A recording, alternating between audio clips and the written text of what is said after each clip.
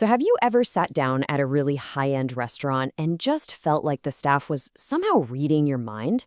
Well, let's dive right into this explainer because we're going to pull back the curtain on that invisible, incredibly rigorous choreography of fine dining. We're basing this on the TESDA Food and Beverage Services Assessment, and honestly, it is absolutely fascinating. What feels like effortless magic to us when we're just sitting there as guests is actually a highly controlled, incredibly precise science. It takes a literal, monumental amount of discipline to make something look that easy. Think of this as your pre-shift briefing. We're going to cover 5 key areas today. 1. The professional service mindset. 2. Uncompromising safety and hygiene. 3. Mise en place and setup. 4. The perfect service sequence. And finally, 5. Mastering guest service recovery. We're going to go all the way from the inner mental game of hospitality straight through to saving the show when things inevitably go sideways. All right, starting with Section 1, the professional service mindset. Because let's be real, perfect table placement means absolutely nothing if your attitude is robotic or dismissive. Now, you might think the ultimate goal of a server is to just rush out onto the floor the second their shift starts, right? Actually, no. Assessors look incredibly closely at a counterintuitive step, which is knowing when to actually hit the brakes. You have to step back and evaluate your own mental state before you ever even make eye contact with a guest.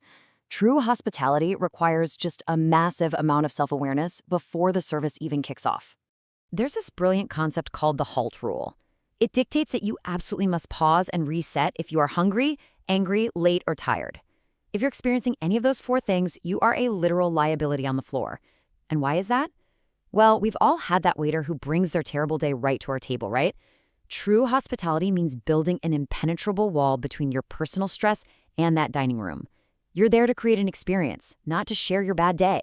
And the language you use, it completely shapes the emotional experience for the guest. Think about it.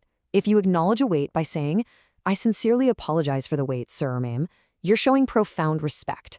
But if you just dismiss them with a quick, "just wait a moment," or worse, ignore the delay entirely, that just signals total indifference.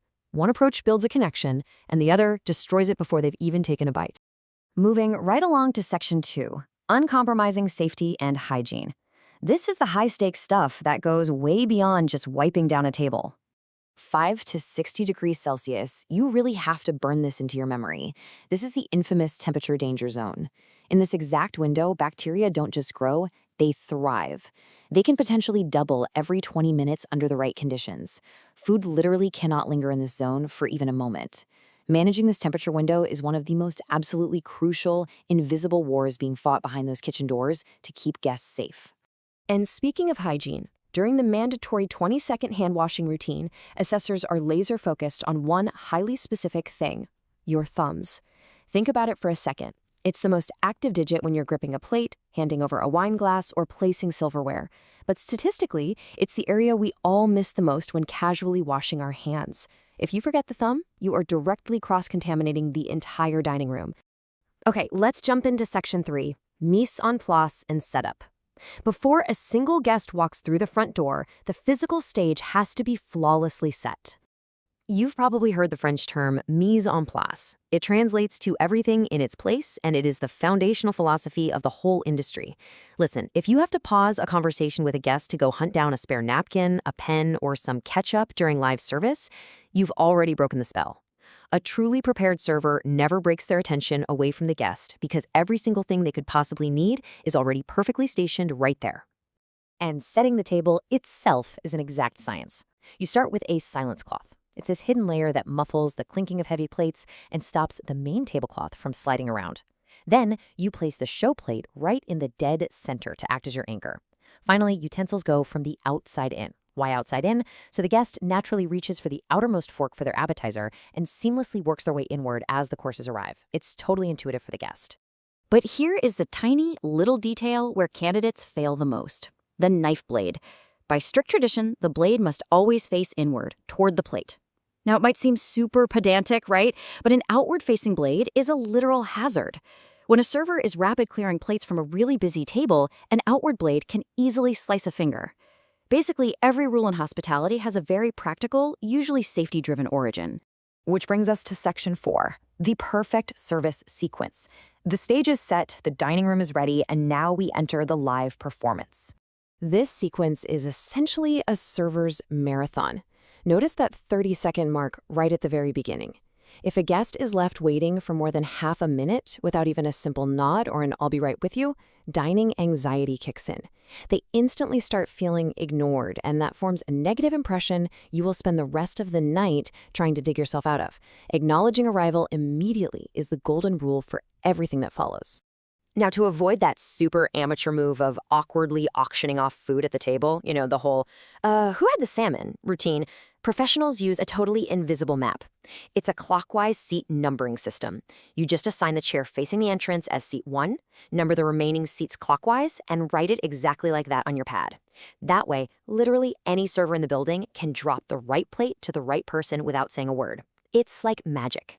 Also, remember, you aren't just taking orders. You're acting as a guide. When you're suggesting pairings, you need to understand the actual chemistry of the food.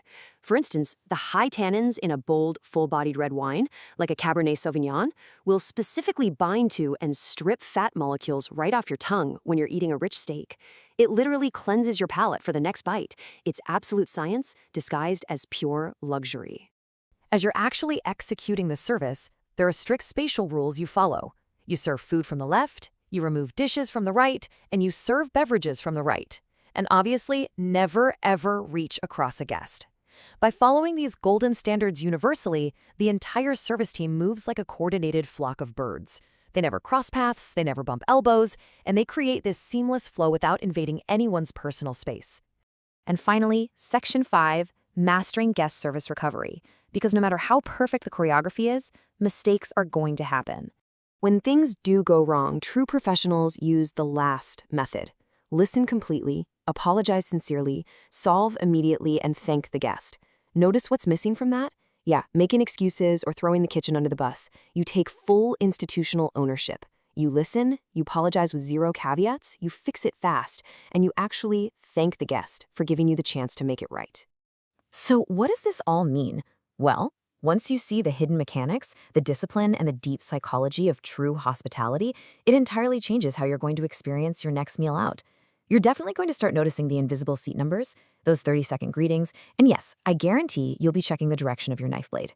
It's a beautiful, intricate dance, and now you know the exact steps it takes to execute it perfectly. Thanks for joining us for this explainer, and hey, enjoy your next meal out.